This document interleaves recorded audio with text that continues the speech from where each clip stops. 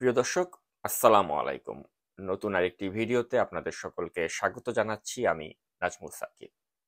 প্রিয় দর্শক, ফ্যাসিবাদী শেখ হাসিনা তিনি ছাত্রদের একটি যৌক্তিক দাবি সেটি দমাতে গিয়ে একের পর এক ভুল সিদ্ধান্ত নিতে নিতে আজ পতনের দ্বারপ্রান্তে উপনীত হয়েছেন। এই আন্দোলন দমাতে প্রথমে আমরা দেখলাম যে তিনি ওবায়দুল কাদেরকে দিয়ে ছাত্র সমাজের উদ্দেশ্যে একটি বার্তা দেন। ওবায়দুল কাদের বললেন, ছাত্রদের জবাব দিতে নাকি ছাত্রলীগই যথেষ্ট। বাংলাদেশের ছাত্র সমাজ ওবায়দুল কাদেরের এই ঔদ্ধত্যপূর্ণ বক্তব্যের জবাব দিয়েছে এবং ছাত্রলীগের নেতারা ঢাকা বিশ্ববিদ্যালয়ে হল ছাড়া হয়েছে। তাছাড়া আমরা দেখলাম ছাত্রলীগের যারা নারী নেত্রী তাদেরকেও কিন্তু পিটিএ হল ছাড়া করেছে সাধারণ ছাত্রীরা। অর্থাৎ ওবায়দুল কাদেরের যে দম্ভ সেটা চূর্ণ বিচূর্ণ করে দিয়ে রাউন্ড ওয়ানে খুব আয়েসের সাথেই জিতে নিয়েছে সাধারণ ছাত্রছাত্রীরা। এরপর আমরা ভেবেছিলাম হয়তো শেখ হাসিনার শুভবুদ্ধির উদয় হবে এবং তিনি ছাত্রছাত্রীদের যৌক্তিক দাবির প্রতি সম্মান দেখাবেন, কিন্তু তিনি সম্মান তো দেখালেনই না, উপরন্তু তিনি বাড়াবাড়ি করলেন। তিনি এই সমস্যাকে আরো দীর্ঘায়িত করার উদ্দেশ্যেই ওবায়দুল কাদেরের চেয়েও আরো বেশি আক্রমণাত্মক ভাষায় ছাত্রছাত্রীদেরকে তিনি রাজাকার বলে সম্বোধন করলেন, রাজাকারের বাচ্চা বলে তাদেরকে কটাক্ষ করলেন। যুদ্ধের সন্তান নাতিপুতিরা কেউ মেধাবী না, যত রাজাকারের বাচ্চারা নাতিপুতি হলো মেধাবী, তাই না? রাজাকার নাতিপুতিরা সবকিছু পাবে, মুক্তিযোদ্ধারা পাবে না, মুক্তিযোদ্ধাদের নাতিপুতিরাও পাবে না, তাহলে কি রাজাকারের? শেখ হাসিনার এ ধরনের তিরস্কার ছাত্র সমাজ মেনে নিতে পারেনি। তারা রাজপথে বুকের তাজা রক্ত দিয়ে এর প্রতিবাদ করেছে। অর্থাৎ তাদের যৌক্তিক দাবি নিয়ে লড়াইয়ের দ্বিতীয় ধাপে তারা উন্নীত হয় এবং মূলত শেখ হাসিনার ঔদ্ধত্যপূর্ণ বক্তব্যের জবাব দেওয়ার তাগিদ থেকেই তারা এই লড়াইয়ে অবতীর্ণ হয়েছিল। হাসিনার পুলিশ এবং সেনাবাহিনী শত শত লাশ ফেলে দিয়েও ছাত্রছাত্রীদের মনে এতটুকু ভীতি সঞ্চার করতে পারেনি এবং তারা তাদের দাবি আদায়ের ক্ষেত্রে এখনো অবিচল। অর্থাৎ এই যে দ্বিতীয় রাউন্ড, যেটা তাদেরকে রাজাকারের বাচ্চা বলার প্রেক্ষিতে শুরু হয়েছিল, এই রাউন্ডেও আমরা দেখতে পেলাম শেখ হাসিনার একটি চূড়ান্ত নৈতিক পরাজয় হয়েছে। এরপর শুরু হলো এ লড়াইয়ের তৃতীয় রাউন্ড। প্রিয় দর্শক, এবারের তৃতীয় রাউন্ডের সূত্রপাত কোনো আওয়ামী লীগের রাজনৈতিক ব্যক্তির পক্ষ থেকে হয়নি, অর্থাৎ ওবায়দুল কাদের বা শেখ হাসিনার পক্ষ থেকে কিন্তু এবার ছাত্রদেরকে উস্কানি দেওয়া হলো না। এবার উস্কানিতে এসেছে ডিবি পুলিশের প্রধান হারুনুর রশিদ, তার মাধ্যমে, যাকে আপনারা অনেকেই হয়তো ভাতের হোটেলের হারুন নামে চিনে থাকেন। তিনি তার ভাতের হোটেলে বৈষম্য বিরোধী ছাত্র আন্দোলনের 6 জন সমন্বয়ককে উঠিয়ে নিয়ে গিয়ে চাউমিন খাইয়ে আপ্যায়ন করেন, যেটির ছবি বা ভিডিও চিত্র আপনারা হয়তো গতকালকেই বিভিন্ন সামাজিক যোগাযোগ মাধ্যম এবং টেলিভিশন চ্যানেলে আপনারা দেখেছেন। বিভিন্ন সোর্স থেকে প্রাপ্ত তথ্য অনুযায়ী ডিবি পুলিশ প্রধান হারুনুর রশিদ মূলত অস্ত্রের মুখে এই 6 জন সমন্বয়ককে জিম্মি করে তাদের দিয়ে একটি লিখিত বক্তব্য পাঠ করান। আন্দোলন কর্মসূচি প্রত্যাহার করা হয়েছে এই মর্মে লিখিত যে বার্তাটি দেয়া হয়েছে, এটি এই 6 জন সমন্বয়ককে চাপ প্রদান করে দিতে বাধ্য করা হয়েছে বলে দাবি করেছেন অন্য সমন্বয়করা। অর্থাৎ ডিবি প্রধান হারুনের এই স্ক্রিপ্টকে ঘৃণা ভরে প্রত্যাখ্যান করেছে বাংলাদেশের ছাত্র সমাজ। চলুন দেখি এ সংক্রান্ত ভিডিও বার্তাগুলো। যারা বাইরে আছে বৈষম্য বিরোধী ছাত্র আন্দোলনের প্রত্যেকটা স্টুডেন্ট সারা বাংলাদেশে, তারা নিজেরা সমন্বয় করার যোগ্যতা রাখে, প্রত্যেককে এক একজন সমন্বয়। সুতরাং আপনি কজনকে মারবেন, কজনকে জেলে ভরবেন, কজনকে ভাতের হোটেলে গিয়ে খাওয়াবেন, আসেন আমরা বলতে চাই হারুন সাহেব, আপনি বিশাল বড় একটা টেবিল বানান। আমরা বাংলাদেশের 18 কোটি মানুষ, প্রত্যেকেই এক একটা নাহিদ ইসলাম, প্রত্যেকেই এক একটা আসিফ মাহমুদ, প্রত্যেকটা আমার প্রত্যেকটা বনি এক একটা নুসরাত তাবাসসুম। আপনারা আমাদের এই 18 কোটি মানুষকে ভাতের টেবিলে দাওয়াত দেন, আমরা সবাই অ্যারেস্ট হয়ে একসাথে ভাতের টেবিলে একসাথে খেতে চাই, গোটা বাংলাদেশ খাবে। এই বলে আমি আমার বক্তব্য শেষ করছি। বৈষম্য বিরোধী ছাত্র আন্দোলন জিন্দাবাদ। আসসালামু আলাইকুম, আমি খানতালাত মাহমুদ রাফি, বৈষম্য বিরোধী ছাত্র আন্দোলন সমন্বয় করছি চট্টগ্রাম থেকে। আপনারা হয়তো ইতিমধ্যে জেনে গেছেন যে বাংলাদেশের কেন্দ্রীয় সমন্বয় কয়েকজনকে জিম্মি করে যে স্টেটমেন্ট নেওয়া হয়েছে সেটা বাংলাদেশের সাধারণ শিক্ষার্থীরা, বাংলাদেশের ছাত্র সমাজ প্রত্যাখ্যান করেছে। আজ যদি এই ছাত্র সমাজ পথ হারায়, এই জাতি আর কখনো মুক্তি পাবে না। ছাত্র সমাজকে পথ দেখাতো, ছাত্র সমাজকে যদি হেরে যায়, এই দেশ হেরে যাবে, এই দেশের স্বাধীনতা সার্বভৌমত্ব হেরে যাবে, এই দেশের মত প্রকাশের অধিকার হেরে যাবে। আমরা তাই বলবো, ছাত্র সমাজকে হারতে দিবেন না। আপনারা আমাদেরকে সঙ্গ দিলেন। প্রিয় দর্শক, আজ সোমবার বাংলাদেশ সময় সকাল 11টা থেকেই মহা আন্দোলনের ডাক দিয়েছে নর্থ সাউথ, আইইউবি, ইউল্যাবের মতো অধিকাংশ বেসরকারি বিশ্ববিদ্যালয়ের ছাত্রছাত্রীরা। তাদের এই কর্মসূচির সাথে একাত্মতা ঘোষণা করেছে ঢাকা বিশ্ববিদ্যালয়, রাজশাহী বিশ্ববিদ্যালয় সহ ঢাকার এবং ঢাকার বাইরের প্রায় সকল সরকারি ও বেসরকারি বিশ্ববিদ্যালয়ের ছাত্রছাত্রীবৃন্দ। তারা জানিয়েছেন তাদের আন্দোলন চলবে এবং বিক্ষোভ কর্মসূচি অব্যাহত থাকবে। অর্থাৎ ডিবি পুলিশের প্রধান হারুনুর রশিদ এবার ওবায়দুল কাদের ও শেখ হাসিনার মতো বাংলাদেশের ছাত্র সমাজকে 1 মাসের মাঝেই তৃতীয়বারের মতো রাজপথে নামতে বাধ্য করলেন।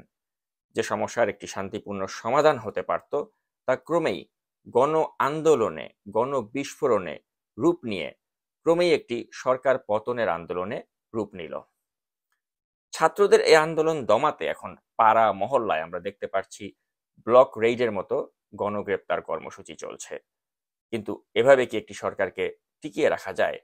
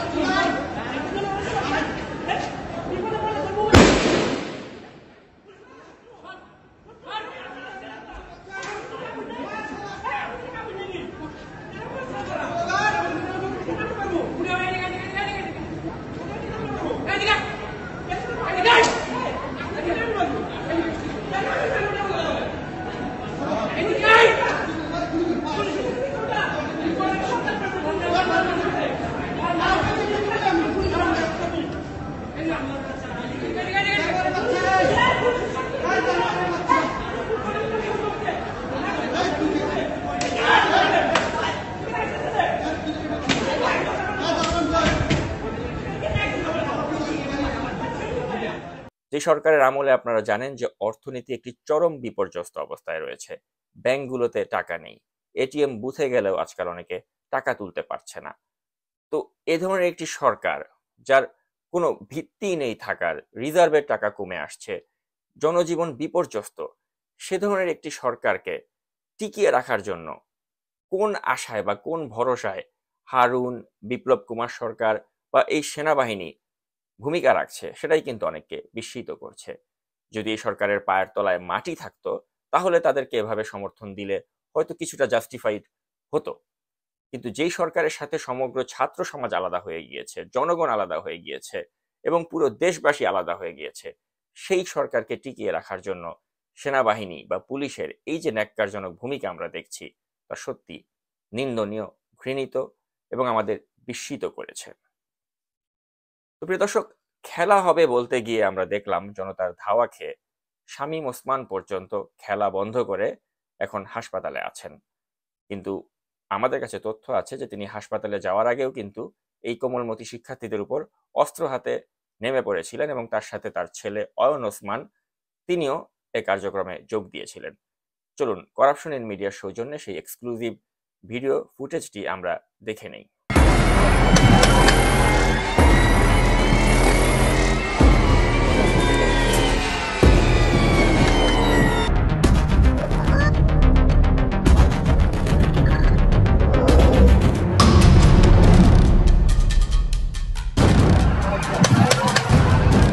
কোটা বিরোধী আন্দোলনে অংশ নেওয়া নারায়ণগঞ্জের শিক্ষার্থীদের উপর গুলিবর্ষণের একটি দৃশ্য এটি।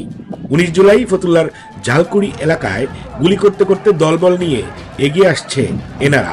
মোটরসাইকেল যোগে এসে আগ্নেয়াস্ত্রে সজ্জিত হয়ে প্রায় 100 খানেক মানুষ হামলা চালায় ছাত্র জনতার উপর।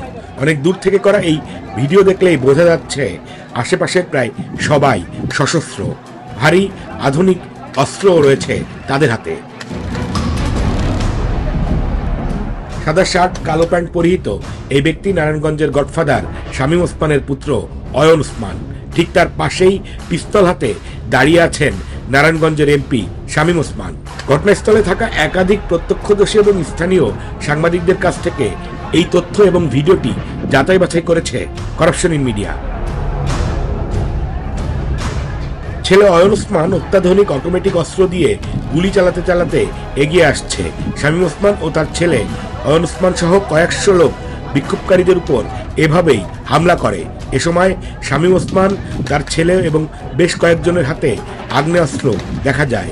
এদের মধ্যে কয়েকজন সাংবাদিক ছিলেন বলে একাধিক সূত্র নিশ্চিত করেছে। ওই দিন শামীম ওসমান এবং তার দুই ছেলে বিভিন্ন গ্রুপে বিভক্ত হয়ে হামলা চালায়। তাদের প্রায় সবার কাছেই আগ্নেয়াস্ত্র ছিল। এত অস্ত্র কোথা থেকে আসলো, এই ভিডিও সূত্র ধরে ওই দিন ব্যবহার হওয়া অস্ত্রের মালখানার সন্ধান আমরা খুঁজেছি। এই সকল অস্ত্রের যোগান দিয়েছেন নারায়ণগঞ্জ রাইফেলস ক্লাব এবং বিসিবির পরিচালক ও শামীম ওসমানের শালা তানভীর আহমেদ টিটু। রাইফেলস ক্লাবের সব অস্ত্র সেদিন বিক্ষোভকারীদের উপর হামলার জন্য তুলে দেওয়া হয়েছিল এদের হাতে।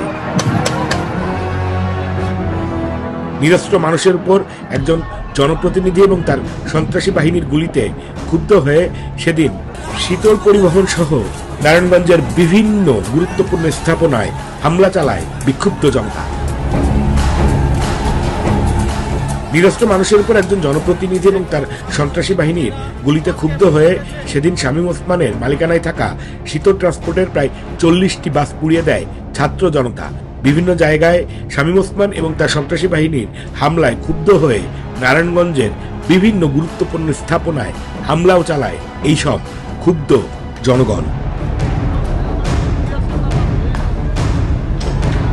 তো প্রিয় দর্শক, এই ভিডিওর শেষ প্রান্তে আমি পৌঁছে গিয়েছি। শেষ করার আগে যেটা বলতে চাই যে আমাদের শিল্পী সমাজ, তাদের মাঝে অনেককেই আমরা দেখতে পাচ্ছি যে তারা ছাত্রদের সাথে একাত্মতা ঘোষণা করেছেন।